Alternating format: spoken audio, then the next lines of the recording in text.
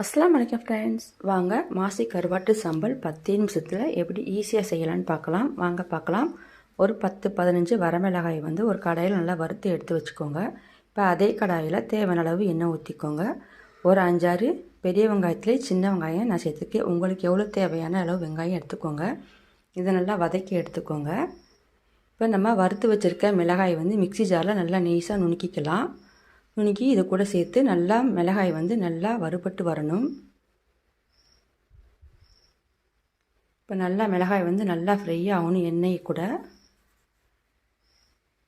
இப்போ புளிப்புக்காக ஒரு சின்ன தக்காளி ஒன்று சேர்த்துக்கலாம்.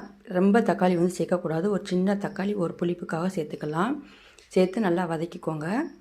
இப்போ இது கூட வந்து கருவேப்பிலை சேர்த்துக்கலாம். இந்த கருவாட்டில் வந்து உப்பு இருக்காது, அதனால் ஒரு ஸ்பூன் உப்பு சேர்த்துக்கோங்க. சேர்த்து நல்லா வதக்கிக்கோங்க. நல்லா வெங்காயம் வந்து நல்லா முக்கால் பாதத்துக்கு நல்லா வெந்து வரணும். இதுதான் மாசி கருவாடு தூள் பண்ணி வச்சுருக்கேன். இது கூட சேர்த்து நல்லா ஃப்ரை பண்ணுங்கள். ஒரு 5 நிமிஷத்துக்கு மட்டும் இந்த மாசி கருவாடை வந்து ஃப்ரை பண்ணுங்கள். ரொம்ப நேரம் வச்சுருந்தமாக்கும் கசப்பு ஏற்படும். ஒரு 5 நிமிஷத்துல இது கருவாடு போட்ட உடனே நம்ம அடுப்பை ஆஃப் பண்ணிடலாம்.